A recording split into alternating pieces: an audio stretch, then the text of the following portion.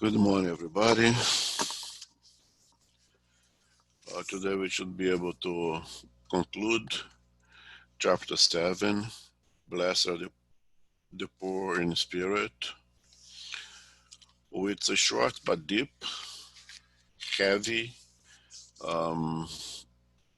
chapter that deals primarily, and solo for that matter, with pride, which is, as the Spirits put here for us, the number one vice, the number one cancer that metastasizes throughout us and causes problem for us for a long time, and what seems to be the most difficult for us to free ourselves from. Item 12 should be what we start today. A message from the benefactor. Adolphe was a bishop of Algiers. Who's going to read?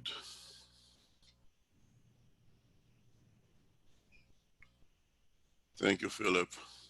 Yes, okay. How did you read my mind? I'm with the spirits. Can you lower it just a little so I can see the first line? Okay, great. Shall we begin? Please. Humans, why do you complain about the calamities that you yourselves have brought upon your heads? You have misunderstood the holy and divine morality of Christ. So do not be surprised that the cup of inequity has overflowed over the brim on all sides. Malaise has become widespread. Who to blame, if not you, who constantly seek to crush one another? You cannot be happy without mutual benevolence. But how can benevolence coexist with pride? Pride is the source of all your ills. Endeavor, therefore, to destroy it if you do not want to see perpetuate disastrous consequences. There is only one means available for you to achieve this, but this means is infallible. It is to take as an invariable rule of your conduct the law of Christ, that you have either rejected or distorted in its interpretation. Why do you have so much esteem for what shines and charms your eyes, rather than for what touches the heart? Why is vice in opulence the object of your adulation, while you only have a look of disdain for the true merit that lies in obscurity? If a rich degenerate, lost both in body and soul, appears somewhere, all doors are open to him, her. All respects are paid to him or her, whereas one barely deigns to grant a salute to someone of good repute who earns a living with honesty.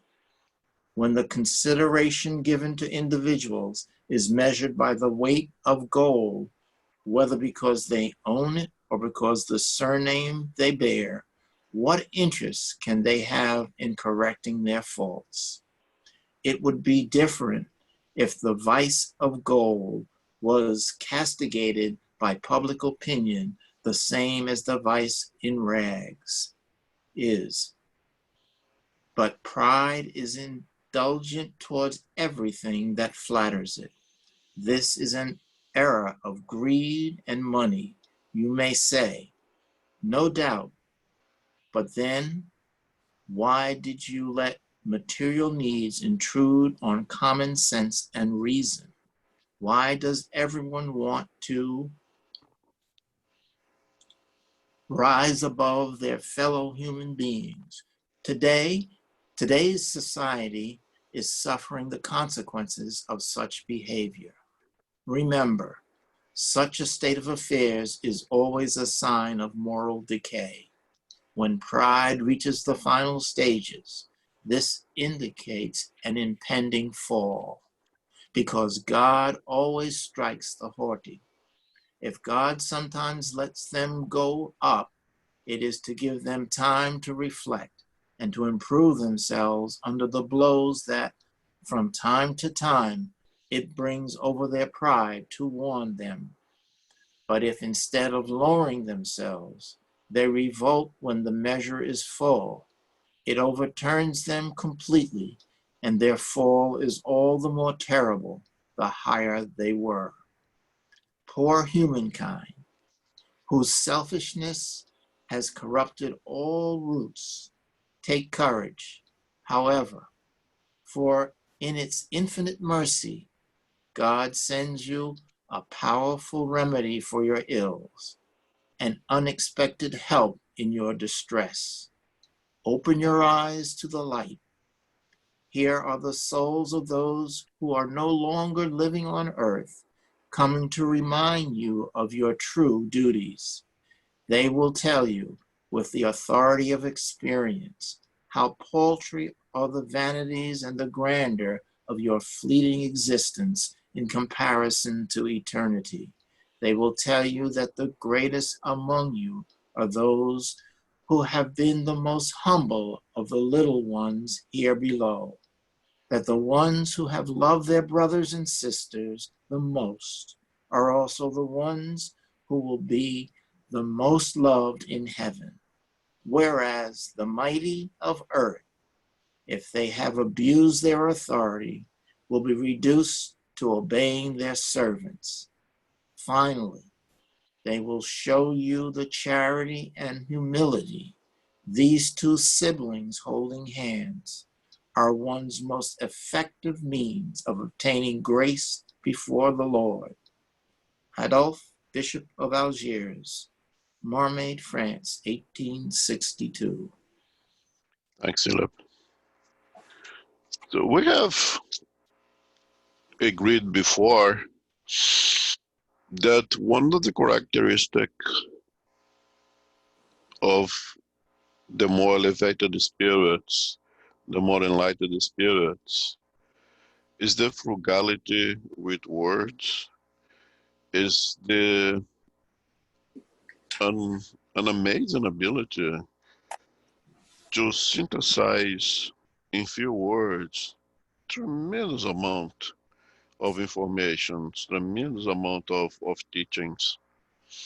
And in this small message from the spirit, we could spend our good hour and a half here together talking about one paragraph of it. It's so it's so dense. I mean, you could not cut it with electric saw. So dense it is. This is so much information. Is it? It's almost the whole teachings of Christ in one little thing, and therefore the whole doctrine of spiritism it's in here. Um, I'm sure that we're gonna touch maybe 5% of it, and not gonna be able to get to the 95% that our intellect, our intelligence of our heart, is still cannot go deep enough in the method from the spirit. I think is one of my favorite. It's really really good, and it's a message of law of cause and consequences. He starts by saying, "Humans, why do you complain about calamities that you yourself have brought upon your heads?" If it is not the law of cause and consequence, I don't know what it is then, right? And and it tells us the governor of the planet, the one in charge to bring us the pathway for our liberation, if you would say the word salvation, have came in, have brought all his lessons in a so complete form that he perhaps could have someone else to do it for him by just come him. Can I use him? I could use her, whatever, because Christ is above gender, is a pure spirit, but was incarnate as a man, so I used to say him, was incarnate as Jesus. Came in, lived the lesson, did not wrote the lesson, did not told us what to do, but did himself the lesson. And we completely ignored it, or we completely misuse it. It could perhaps have been worse. And with our, what to me he calls us lays here, malaise has become widespread. Who's to blame if not you who constantly seek to crush one another? So you become more interested in compete with one another than cooperate with one another. We are more interested in be superior than others than be equal to others. And all those things generate consequences.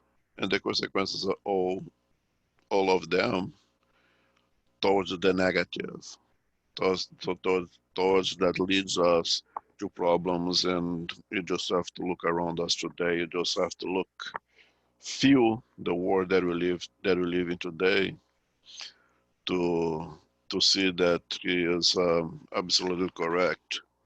And it seems not by coincidence, but every every gospel, the Wednesday before, when you do a gospel at home, the lessons used to be quite similar. And the lesson that we had in our home this Wednesday from the book Living Spring, is chapter 148, when one can want to check it later. The Father's hearts. We deal exactly with this problem of now we have to deal with the consequences of our actions of the past, that the living that the world that we live in today is nothing more than a platform that we built throughout consecutive reincarnation to stand on. And it is up to us to review our actions, to look back at Christ, but with Christ's simplicity, without all the addictions, all the misinformations that we created through consecutive reincarnations, exactly to use his message, his teachings, not as an instrument to create equality, but as an instrument to create superiority. We judged ourselves superiors for being Christians, and we judge ourselves to be in the right to make demands, to force people to think like us, and that generates the amount of negative consequences that we are living in today. Um,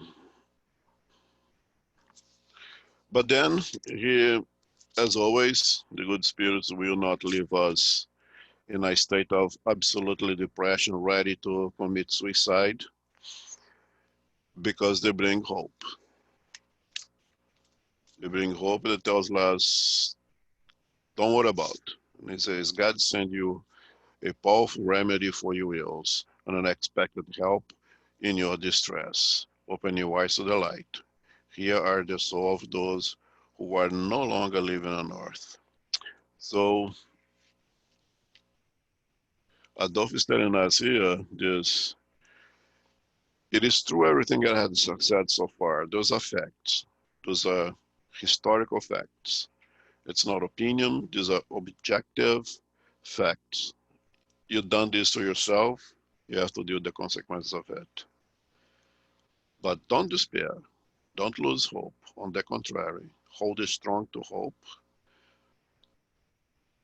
Listen to those who come back to remind us of what Jesus came here to do, of the example that Jesus brought to us. It is upon understanding his teachings and applying his teachings that we will create for ourselves a platform to stand much, much better than the one that we stand today. Being perhaps optimistic, I kind of see this in the generation of my children's already, that seems to be much better than myself, much better than my generation, have goals and objectives that is much closer to Christianity, although they are less like to be Christians, Right. with a cross on the chest or with a Bible under their arms, but with the conscience but with the desire to apply those teachers much more than we were. We were more interested in having the Bible under our arms. They do not have the Bible, but they have it in their minds. At least is what my personal observation.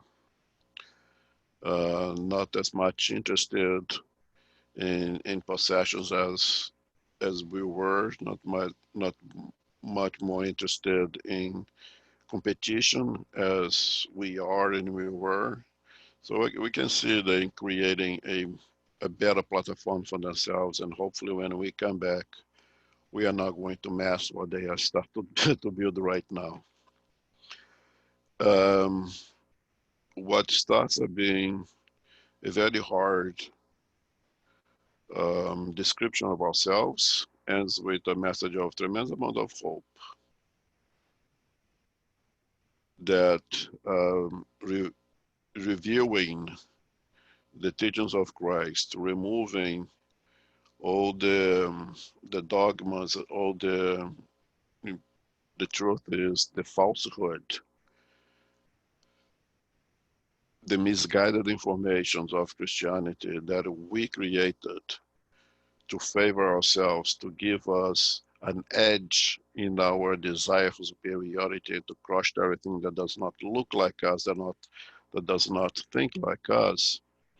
If you are able to remove all that and apply the pure, simple Christianity, which is Spiritism, we shall be able to erase all those errors and transform this planet for ourselves to be a much better place to be.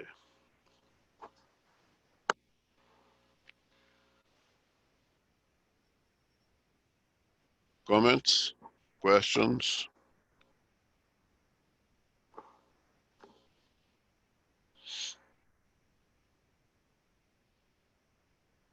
Okay, so I guess we can move on.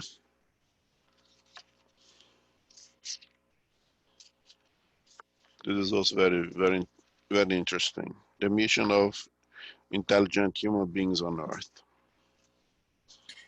Be not proud of what you know, because this knowledge has very limited scope in the world you live in. But even supposing that you are one of the clever luminaries of this globe, you have no right to take pride in it. If God, in its designs, has granted you to be born in an environment where you could develop your intelligence, it is because it wants you to use it for the good of everyone. For this is a mission which it has given you by putting in your hands the instrument with which to help backward intelligences to develop and be brought to God. Does not the nature of the instrument indicate the use to be made of it? Does not the spade that the gardener places in the hands of a workman show the ladder that he must dig? And what would you say if this worker, instead of working, raised his spade to strike his master? You would say that it is nasty and that the worker deserves to be driven out. Well, is it not the same with those who use their intelligence to destroy the idea of God and providence among their fellow human beings? Are they not raising against their master the spade which was given to them so they could clear the soil? Are they entitled to the promised salary, or do they not deserve, on the contrary, to be driven out of the garden? They will certainly be, and then lead miserable lives full of humiliations until they have bowed down before the one to which they owe everything. Human intelligence is rich in merits for the future, provided it is put to good use. If all individuals who are endowed with it used it according to the designs of God, the task of the spirits to advance humanity would be easier. Unfortunately, many turn it into an instrument of pride and perdition for themselves. Humans abuse their intelligence like all their other faculties, and yet there is no shortage of lessons to warn them that a powerful hand can take away what was given to them. Ferdinand, Protector Spirit, Bordeaux, 1862. Thanks, Philip.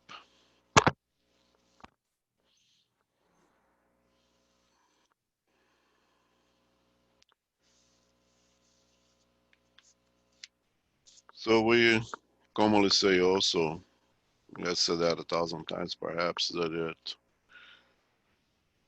attributes, talents, instruments, whatever word we pick,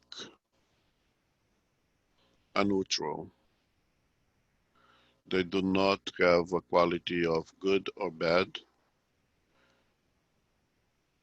because good or bad is our intent and is what we do with that instrument, with that talent, with that ability. In other hand, we could philosophize and say, no, everything is good.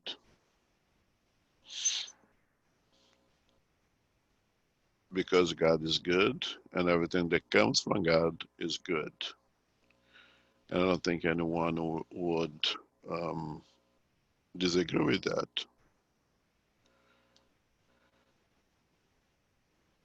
Just as I was driving home from work this morning, I was listening to the radio, and the question was placed to this lady, or what it means to be human. It's a wonderful show on NPR that discusses spirituality and morality and ethics. And the answer from the person whose name I don't remember, she said that is our intellect. And I'm quoting her here, okay? It's not me saying. Not our intelligence, but our intellect. Our intellect is our ability to question things, search for answers, and then share those answers. She, again, she said that if you agree or disagree, it's that person who said, I forgot her name. And she said it's not intelligence, because intelligence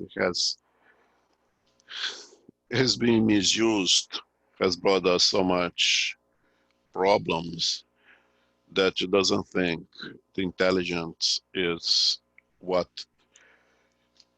makes us human, what differentiates from other animals. Other animals have intelligence as well, but only humans has the intellect.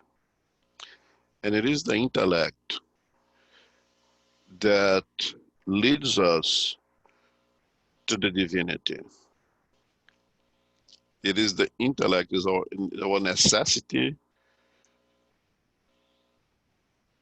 to find answers to those questions. Is who am I, what am I doing here, where I'm going, what is the meaning of this, wise, is that generates, that separates us from the animal, from the other animals in the animal kingdom.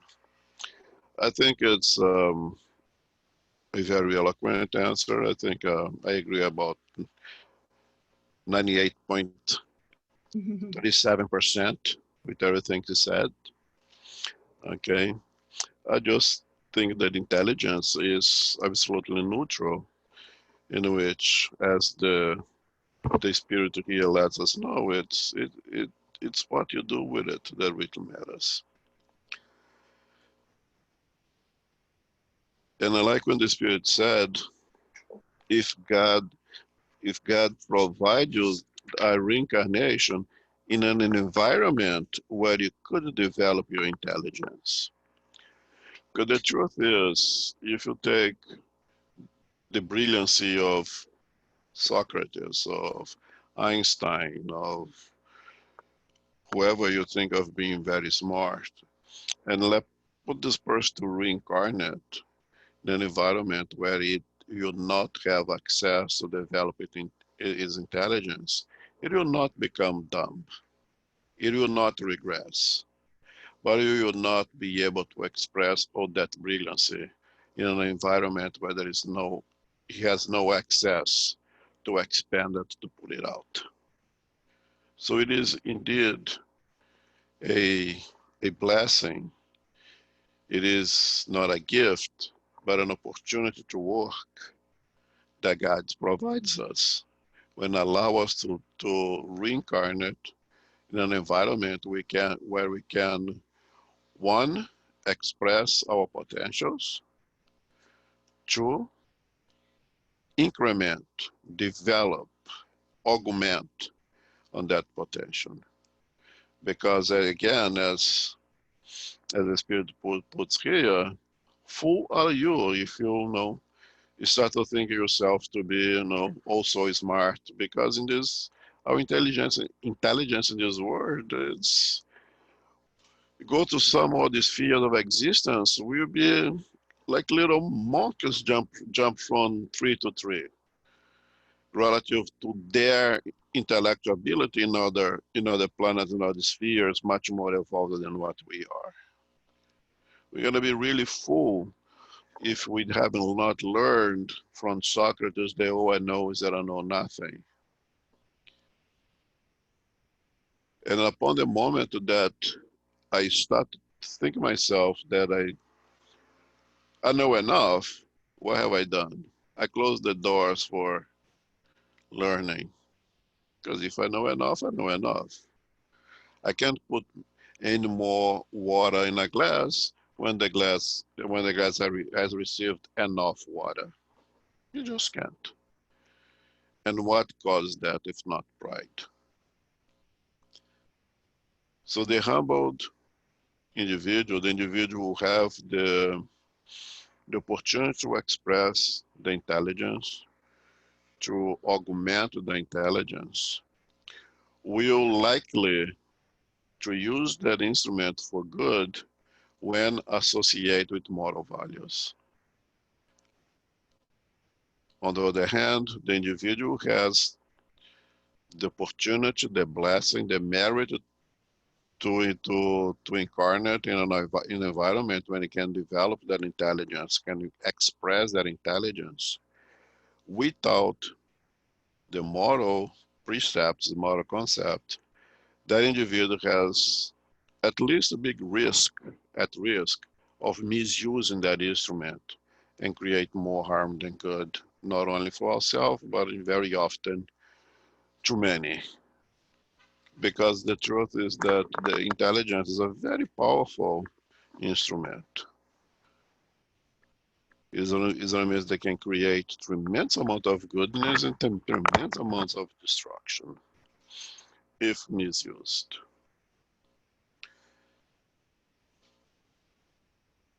And placed, I'll add my 2 cents here in this chapter that deals primarily with pride.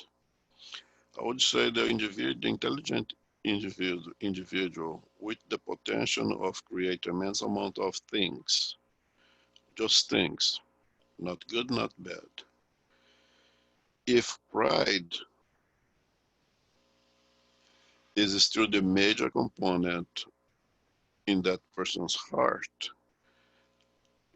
that individual is more likely to misuse that that instrument, the intelligence. While a individual with perhaps less intellectual development, but with greater moral achievement, may be able to produce more with that small intellect than the one with the greater intellect, but also with the greater pride as well.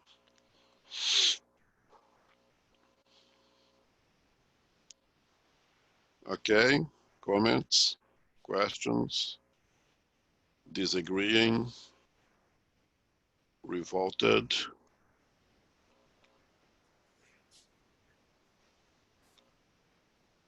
Yes, Carol here. Yes, I Hey, Carol. agree in the principles of intelligence and usefulness and working within the heart frame as well.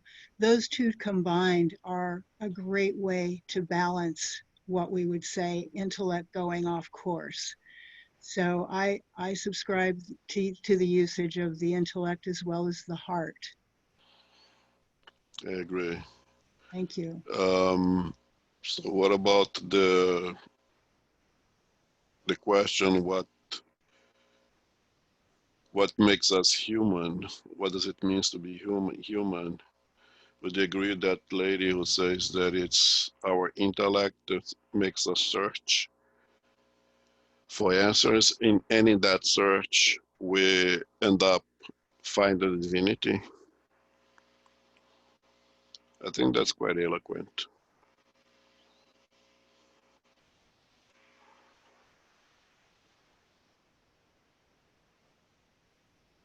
I don't really have an answer to that. Okay. Thank you.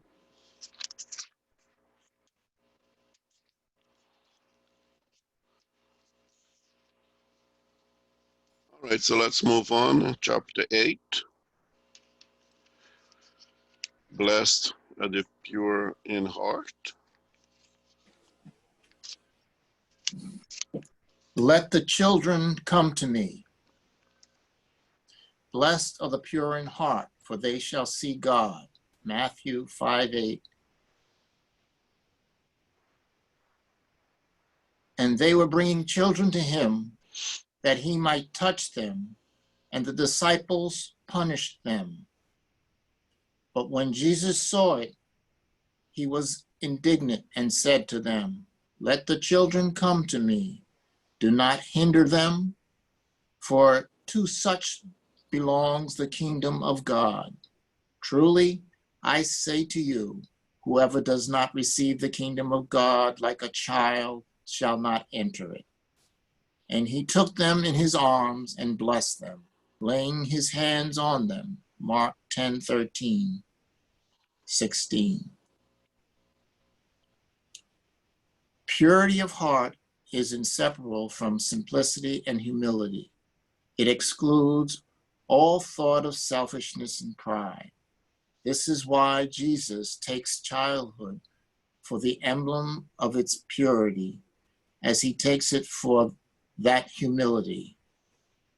This comparison might not seem right if we consider that the spirit of a child may be very old, and that it brings and revives imperfections in bodily life of which it has not been stripped in its previous lives.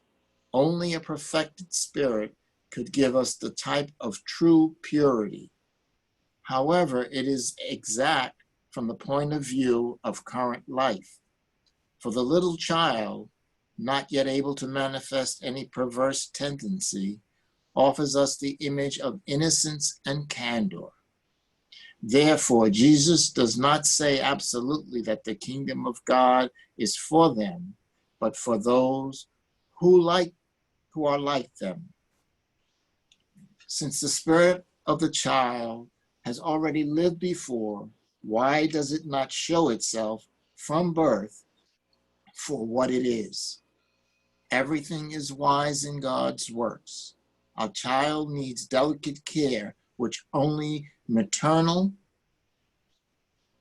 tenderness can render, and such tenderness is increased by the child's weakness and ingenuousness.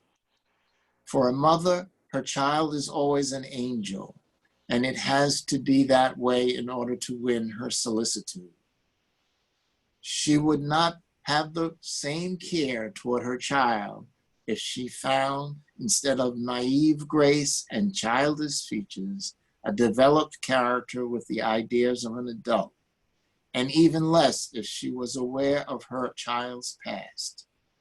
Moreover, it was necessary that the activity of the intelligent principle should be proportional to the weakness of the child's body, which could not have resisted too much activity from the spirit, as we see in two precocious individuals.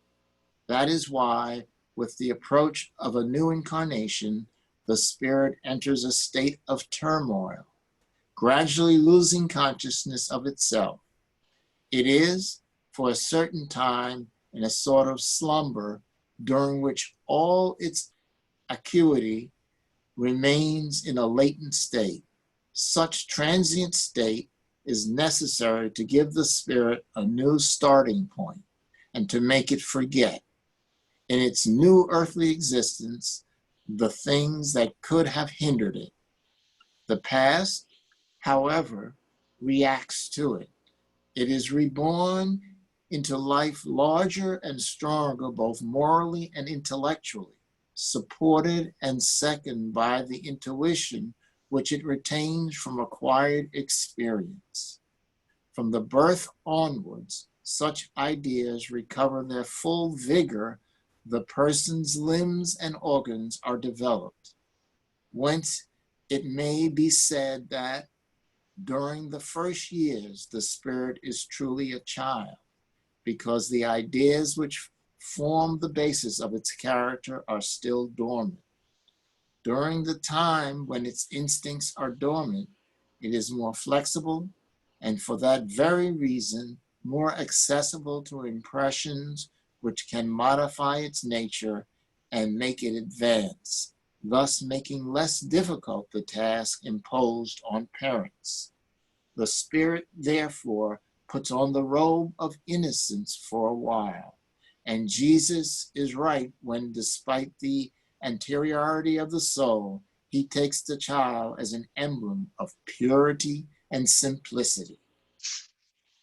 Thanks, Philip. So chapter 8, Blessed the Pure Spirit, deals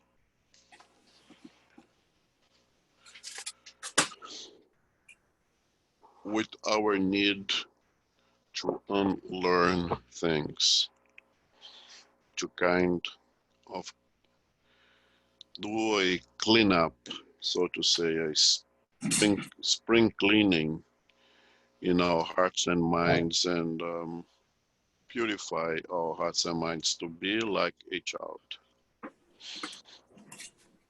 I think the word punish, when it says, and they were bringing children to them that could much taught them, and the disciples punished them. It's inappropriate there.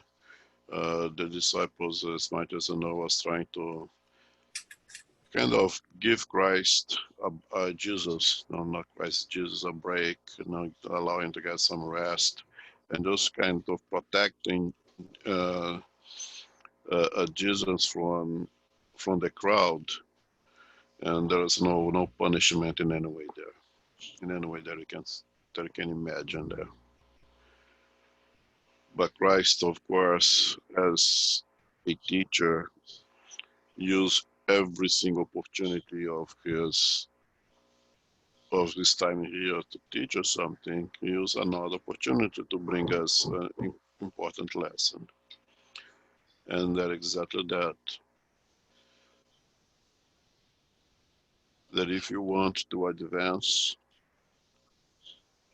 more intellectual progress and primarily moral progress, and in this case, we need to kind of purify our hearts and our minds. We have to basically unlearn a lot of things that we have to learn up to that new paradigm that he brought to us to be able to fill our hearts with a new emotional intelligence, what I use very often say, the intelligence of the heart. Um, a child not really here represents when Christ says specifically a chronological age of a human being still young, not have yet time to be polluted, infested with all the devices that unfortunately we pollute, that we contaminate the children with. Children by themselves, if left alone, or at least until they are older and start to express their atavism, have no prejudice. They will play with whoever wants to play with them, regardless of color, gender, or anything else. Um, does not have any pride. They're not to be prideful of to begin with, which makes them malleable to more learning.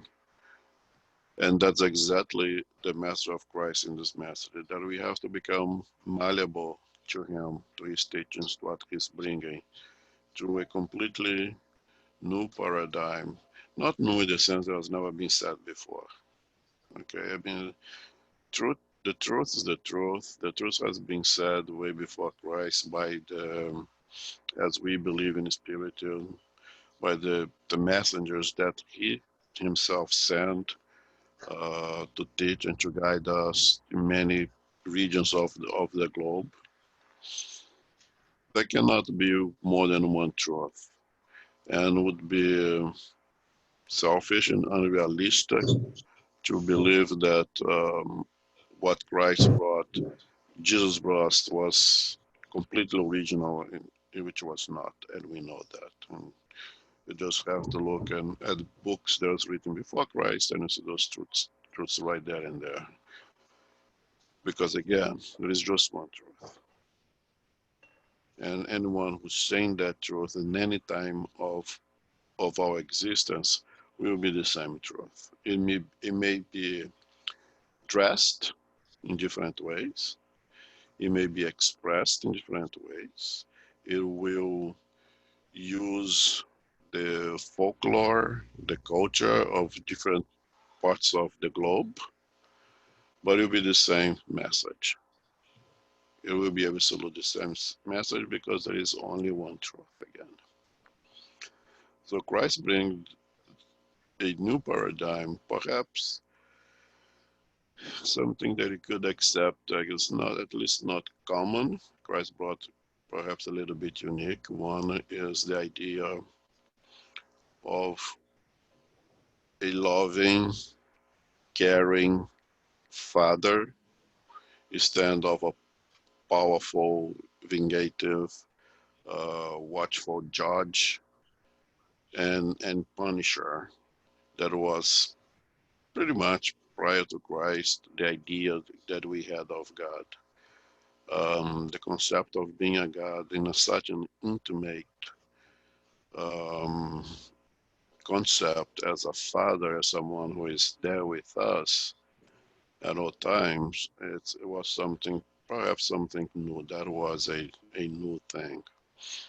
The idea of the forget completely perhaps was something new that didn't quite exist up to Christ yet. And perhaps the most difficult thing for us to do because of our pride. Forgive becomes extremely impossible when pride is on the way. So the two things I would say are pretty much new, but the rest is not really absolutely original. But the complete package, that's what makes Christ, in our opinion, as Spiritist, the model for us to follow, because his teachings bring the complete um, package of the moral guidelines that we should follow. And using a child chronological age, once again, as an analogy of how we should be. Simple, an open canvas, ready to be painted with beautiful colors, an empty vessel, ready to be filled with energies of fraternity, of forgiveness, is what will allow us to liberate ourselves from the atavisms that still holds us in the mud of ignorance. And then Kardec continues in the development of, of a child in a more, now no longer on the chronological age, but someone who, on spirit, millennial, with multiple reincarnations, with multiple experiences, perhaps chronologically speaking, as a spirit, as a tiny spirit, even older than the parents. But upon getting ready to reincarnate, getting ready to come back to Earth, goes exactly to this process of washing off the canvas, erasing the blackboard, leave it clean for a new experience without the atavisms. So the parents and everyone else around, everyone carries responsibility, can remold that spirit, can put in that spirit such strong, powerful values that when that spirit starts to mature and all of its bad inclinations, all of its vices become suppressed, depressed by the strong moral values that the parents have taught, have put on that child. So the spirit, even when the spirit start to mature, chronologically speaking, in age, and start to bring back itself to this incarnation, the new teachings are so powerful, the moral values are so powerful. Remember, the good always prevails over bad. Remember that the light will always dissipate the darkness. That those bad habits, those bad vices, now are going to be suppressed by the strong new values that parents and everyone around have given to those children. Now, parents must have it to begin with. You cannot give what you don't have. And that is the biggest problem. That in order to pass something good to someone else, we have to have to that goodness ourselves. I cannot give $1 for a person who asks if I don't have a dollar in my pocket. I cannot teach moral values to my children if I lack them for myself. And I cannot fake them. I cannot tell them to do A and I behave B, C, D. It's not gonna work. Children are gonna learn from our behavior, not from our words. Maybe we get lucky sometimes that God gives us a spirit that already come with strong moral values that they come in and they teach us with their behavior, and we learn from them instead of the other way around, which hopefully is what start to sing with this new generation coming up. Um,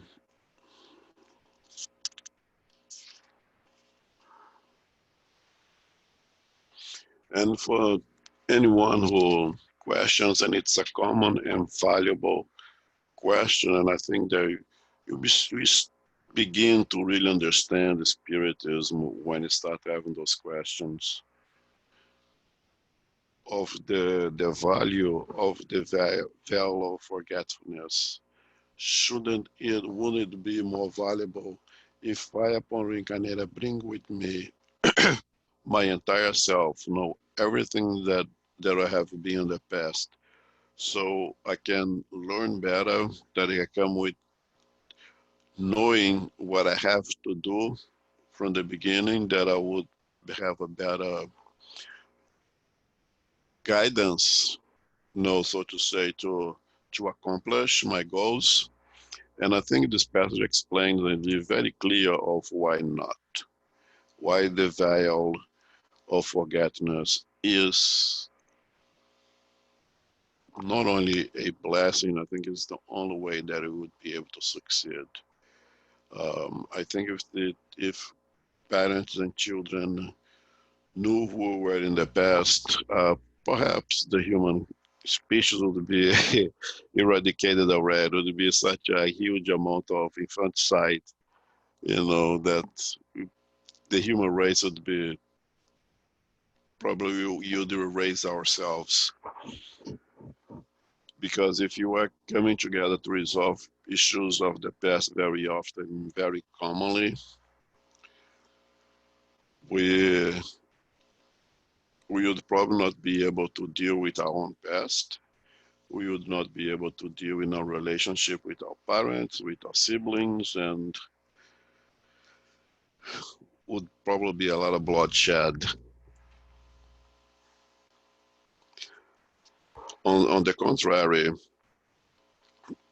by the natural laws, the maternal love,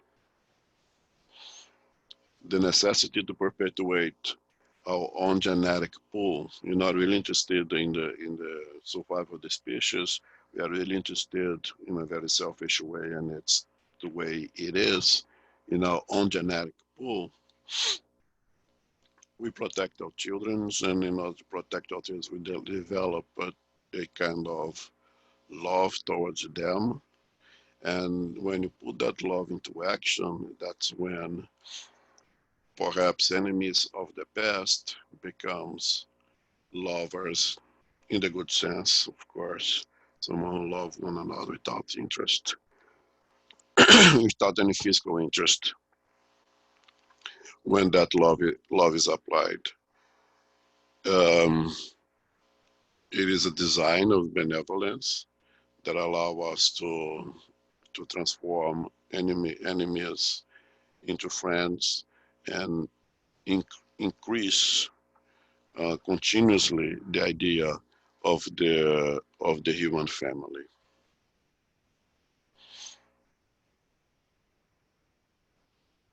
All right. Questions, comments? Just a small correction here. And Elmo is right on the all these quotations come from the English Standard Version, the quotations from the Bible, and it was the copy was not done correctly here. It's the disciples rebuked them, not punished them. Yeah, that's important. Yeah, that's the word that should be there, right? So if you go to the English Standard Version, it says the disciples rebuked them. Okay. And Elmo. Yes, please. This is Raquel. Hi. Hi, how are you? I was just thinking about those children that is born with disabilities. And sometimes you see on the street or someone that you know that the entire family dedicates and shows so much love to their kid. That is beautiful, you know, and maybe it's just not helping that kid, but helping the entire family. I have seen so many families that have some children. Of course, there is some exceptions case that nobody cares, but sometimes you see the entire family devoting their love to their child. And it's something for this kid with disability, why she was born in this environment, in this family, and how the entire family devotes their love to this child. How do you explain that? Everybody needs this to evolve or to help this kid? I think in there we see an application of the law of progress, the undeniable law of progress, and shows how we are really moving up morally as well. Not too long ago, a child with deficits, a child with anomalies would be considered a curse, would be absolutely rejected. If not killed, infanticide, they would be hidden, put apart, would not appear in society. If you allow me to my own example, when I left my small town in Brazil and I moved here, I was alarmed to see so many individuals with physical defects, with mental anomalies out on the streets, and parents proudly walking around with them. And I start to think, in my town when I used to live, they don't exist or they are hidden. Right? That was a long time ago, because the truth is they were hidden. They were dead. The families want to hide them for society, for shame, for whatever things. And after 10 years, when I went back to Brazil, went back to the same town, I saw them on the streets. So I can imagine, I did not pay attention to them.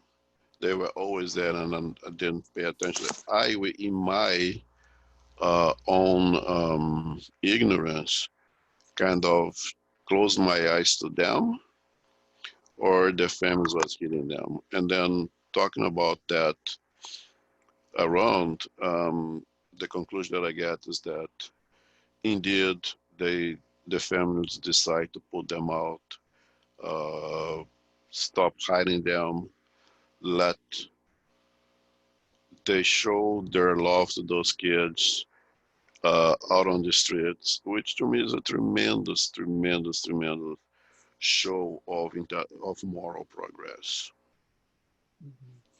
And when we are able to embrace that child, the creature that God trusts you to take care of, to nurture, and you take that mission with pride, and you show your love, your affection, it's to me, a big step in direction of moral conquest. It's the law of progress being applied right then and there. That become from cursed a disgrace from a gift from God. And you're absolutely right. Usually those, and that has been studied, those individuals with those defects, the united family more than anything else. Everyone in the family takes responsibility, takes care of helping that child or have taken care of that child, even if that child doesn't live long. Many of them don't. But to me, is an unequivocal sign of moral progress right then and there. And it's not too long ago that those kids would be hidden if not killed.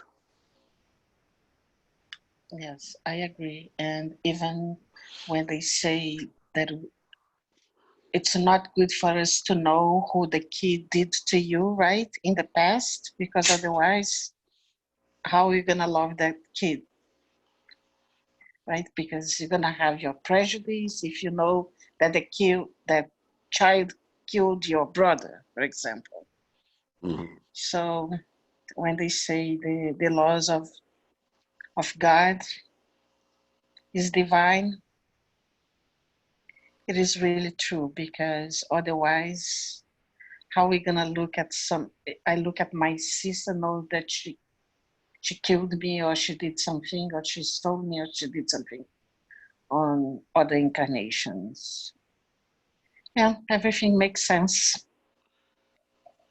Yeah, absolutely. Today we cannot deal with our past because if Mhm. this is the best that I have ever been, that's what the law of progress tells me.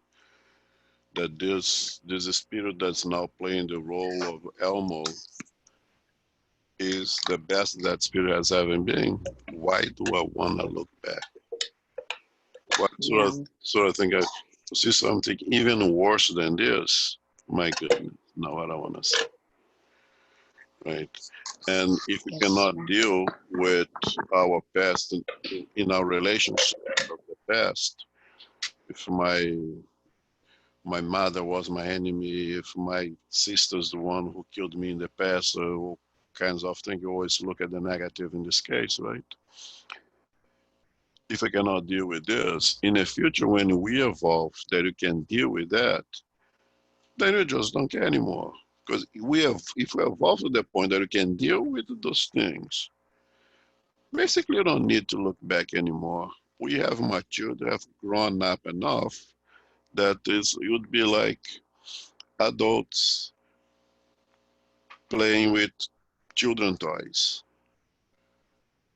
We overcome that already, so we don't need to look back because you are matured enough not to waste time with those things anymore, basically.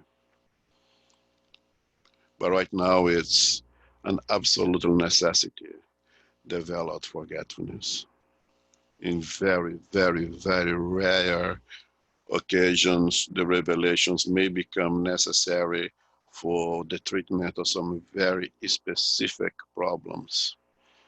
And then a little bit of recollection of one or another specific aspect of our past for therapy may be useful, but in general, no.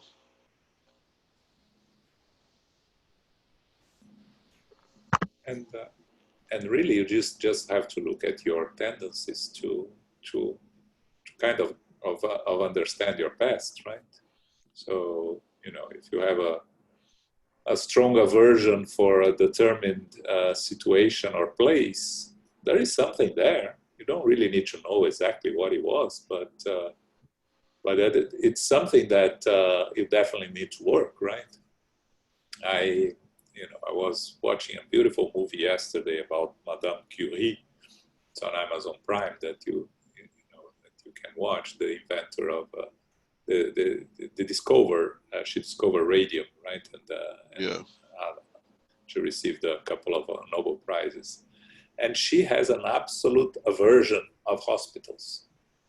In the movie, it shows clearly because she was traumatized. She lost her mother in the hospital. But if it wasn't clear, if the aversion that she had for hospitals, if she didn't know what it was, it's something. It's a trauma in the past. So anything that we have problems with are things that have to do with our past, right? So, I know many people that are averse to fear of heights, or you have problems with religion, you have problems with government, and if the problem goes deeper and it's really close to a trauma, you just have to realize that is something related to your past and something that you need to work on, right? That's how we're going to overcome. We have to overcome our traumas, right? We don't need to do it in one life, but eventually we need to work on that. So I think that the desire to know exactly what we were and what we did, it's really a lack of understanding of our spiritual nature and our constant progress, as you said. Yeah. And there is no effect without a cause, right? If you have such a dislike of something and it has to have a cause, there is no effect without a cause. That's what our science teaches us, right? Now, to pursue that cause may cause more harm than good. To overcome those aversion is the objective. Not to go back in the past, is to move forward in the field, free of those aversions. And then again, the necessity to be an empty canvas, to clean up ourselves, to free ourselves from those atavisms.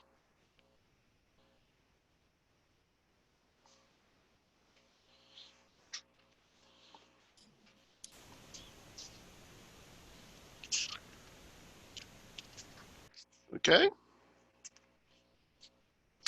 Okay. We'll do one more.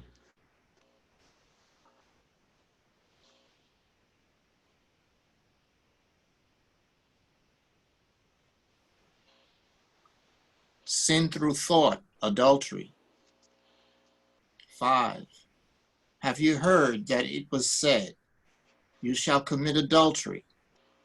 But I say to you that everyone who looks at a woman, you should not commit adultery, sorry about that, with lustful intent has already committed adultery with her in his heart. Matthew 5:27-28. 6.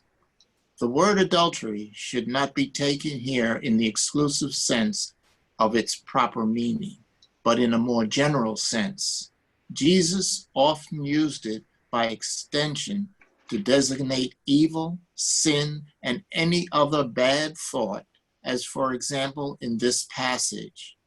For whoever is ashamed of me and of my words in this adulterous and sinful generation, of him will the Son of Man also be ashamed when he comes in the glory of his Father with the holy angels. Mark 8:38. True purity is not only in acts, it is also in thought. For whoever has a pure heart does not even think of evil. That is what Jesus meant. He condemns sin even in thought because it is a sign of impurity. Number 7. This principle naturally leads to the following question. Are we suffering consequences for bad thinking that has not actually materialized? There is an important distinction to make here. As the soul taken down the wrong path advances in spiritual life, it enlightens itself and gradually gets rid of its imperfections according to the degree of good will it bring to it by virtue of its soul's free will. Any bad thought is therefore the result of imperfections of the soul, but depending on the desire which the latter has conceived of purifying itself, this very same bad thought becomes an opportunity for the soul to advance itself, because the soul repels it with energy. It denotes a spot that it is trying to erase. The soul will not yield if the opportunity arises to satisfy a bad desire, and after it has resisted, it will feel stronger and happy in having prevailed over it. Conversely, a soul which has not made good resolutions seeks an opportunity to carry out a bad deed, and if it does not perform the wrongdoing, this is not the effect of the soul's will, but the result of a missed chance. The soul is therefore as guilty as if it had perpetuated it. In short, in a person who does not even conceive of the thought of evil, his or her advancement has been accomplished, whereas in the one to whom this thought comes, but who rejects it, advancement is still in process of being accomplished. Finally, those who still have this evil thought and takes pleasure in it still possess such evil in all its force. In one, the work is already done. In the other, it remains to be done. God, which is just, takes all of these nuances into account in the accountability held by humans for their actions and thoughts. Continue? No, thanks. I was taking some notes here. Thanks. It's a very interesting passage. We know the meaning of adultery as commonly used. From the word comes from the Latin "adulterum torum," that it is in someone else's bed, literally from the Greek. In someone else's bed. But Jesus expands the meaning of the word, and I don't know if it was only Jesus or if it was commonly at the time. I would think that was commonly of the time, because I don't think Jesus would want to confuse us very much, very much. So I never heard, but I'm making an assumption that was commonly used at the time to use the word adultery in a more expanded meaning, just meaning seen in many or missed the target or committed errors in many different ways beyond extra marital affairs. Okay, male and female alike. Although at that time only the females would pay a price for that.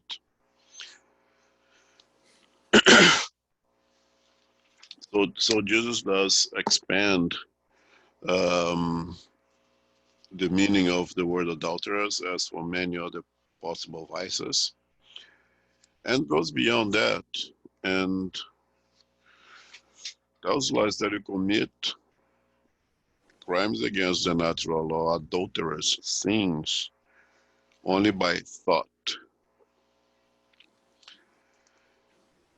Now, he also said, if your eyes the reason of your sins, pluck them out. If your hands are the reasons of your sin, cut them out. If you were to do that, would be a species of blinds and no hands individuals, right? I don't think many of us would have an eye left in our face.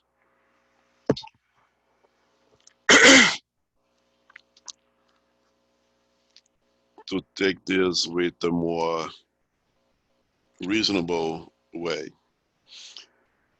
Let's remember the direction of our actions comes from sentiments or the intelligence of the heart, as Christ does say, that generate thoughts, the intelligence of the mind, that generate words, that generates action.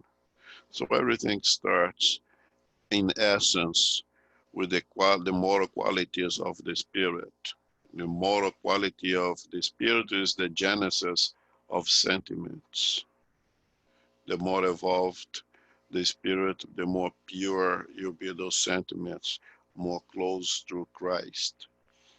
The less evolved, more close to the animalia, more close to the to the animals. That will create behaviors alike the animals, or will create behaviors alike Christians. And by Christian I mean Jesus Christ, not the ones with the Bibles on their arms. And I think the Kardec or the spirits here are very benevolent and giving us a break. You see, there is a gradation of everything. Okay, so I have that negative, that bad thought, that sin that comes to my mind, that is generated by my sentiments, by my ignorance. But there is something there in me right now that represses it. I already, by generating those thoughts, I demonstrate to be some kind of ignorant yet, but evolved enough to erase it, just get it out of my mind. Okay, that's far from being pure, because the truth is, a glass of water is pure or it's not pure. It can't be one, it can only be one or another. In purity, there is no gradation. It's pure, it's pure.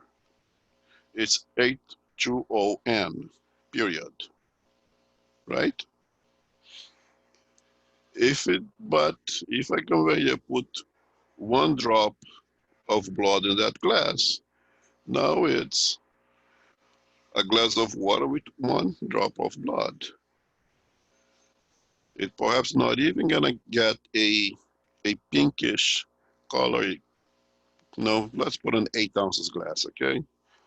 Perhaps not even a tinged pinkish of change of color yet. But if I put 2 drops of blood, it's already changed a little bit of color. You know, if I put a full tablespoon of blood in that water, it will be definitely reddish. And if I put 3 tablespoons, it will look more like blood than with water, although it's mostly water. It will look red as blood, not as thick as blood, but by looking at it, it will look more like blood than look more than water. So there is a gradation of our impurity. There is no gradation for the purity. Pure is pure. H2ON, period. Now, for the impurity, there is gradations. So I may generate with my sentiments harmful thoughts, but I'm able to erase them. So I'm the glass of water with one little drop of blood in it.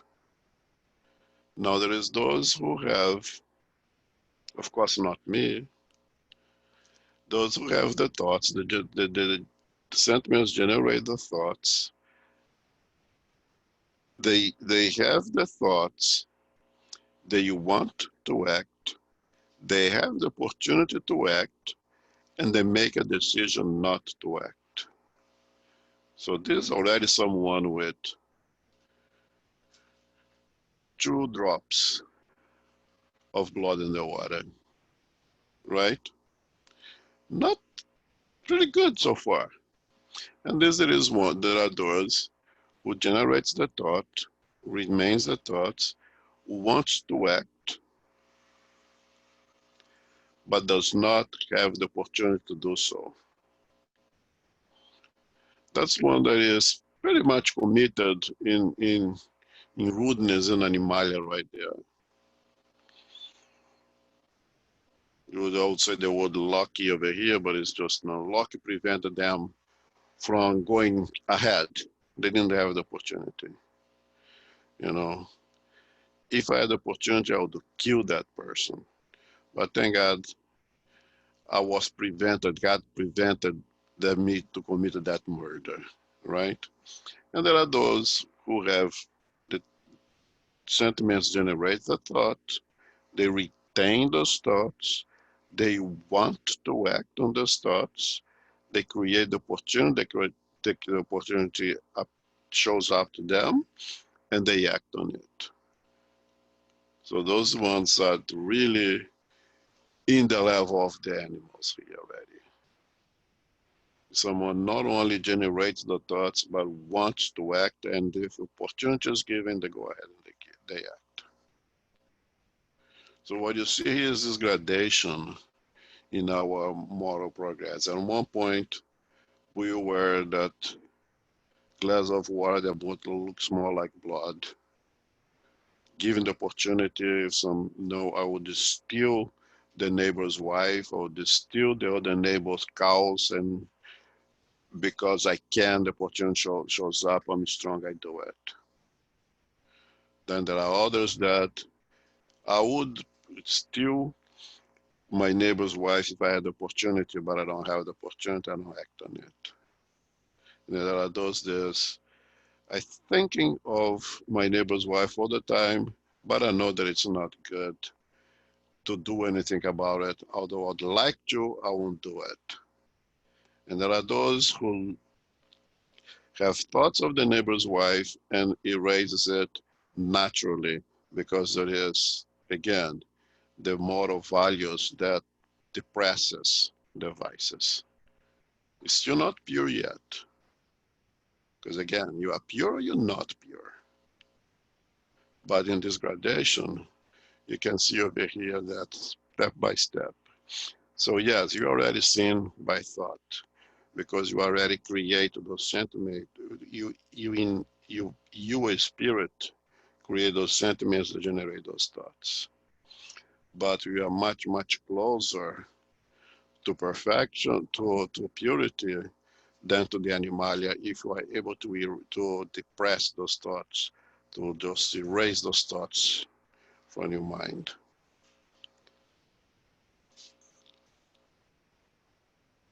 Okay? Questions? Comments? It's a very psychological passage, right? Oh, yes. Because you have to understand the differences between the thought and the action on the thought, and even having the thought, right? And we deal better with the physical examples, right? We talk a lot about those that have the addiction of drinking, right? You go to a bar where everybody's drinking, it's very easy to fall back into the addiction and drink again. But if you never had the addiction and you have no desire to drink, it's not even there. So you can go to a bar and it will not contaminate you, right? But taking a little bit further there, so what about the thoughts that are brought to us by our spiritual friends, between brackets, right? So between quotes. So our enemies from the invisible world, they will only place thoughts in our head if our head is open to receive those thoughts, because they know our weaknesses and they will try to influence us to act on our weaknesses. They won't try to influence us on things that they know that have no effect. So let's say the example I gave. If I have the tendency to drink and I have the addiction, I'll have spiritual friends trying to force me to drink so they can share. If I have no addiction and I have no desire, they know it's a waste of time, so they won't even try. So it's very important to understand that when we talk about spiritual influence, they will only influence us if we already have the tendency there, right? It's a little addition to this text. Yeah, it is an addition to this text, but it's a retrospect to the previous text. You know, the atavism that we bring with us, the necessity to wash off that blackboard, to empty up that canvas with all those negativities that we bring with us, right? And of course, those who don't like us very much will do everything that they can to prevent us from doing that exercise of erasing that blackboard, of allowing the new moral value concepts or precepts to be stronger than our atavisms. They all fit perfectly. One message fits with the other one like a puzzle perfectly well. Quick question.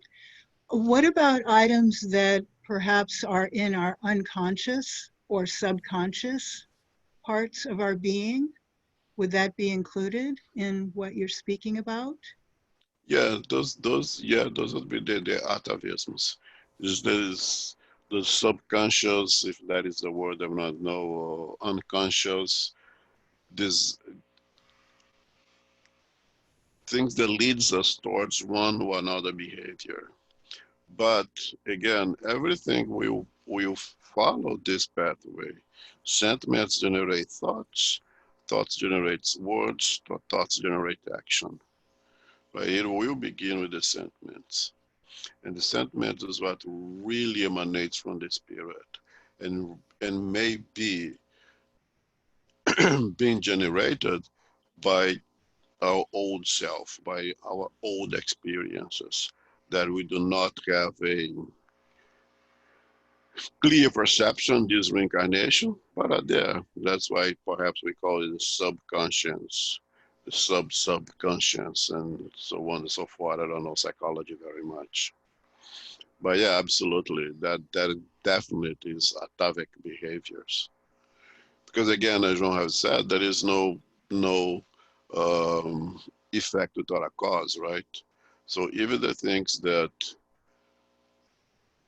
it seems like you are acting like a robot without knowing where does the desire come from, there is a genesis. There is a cause that is generated, moving us towards one or another direction.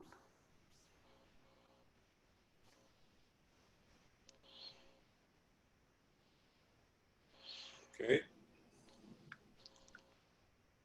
Okay. Thank you. Right. Sure. Thank you all. Before we do our final prayer, a couple of things, right? Next Sunday is the third Sunday of the month, so we'll be studying On the Way to the Light with Julio. The fourth Sunday of the month, we will have the continuation of our Fundamentals of Mediumship course. So we'll study physical manifestations,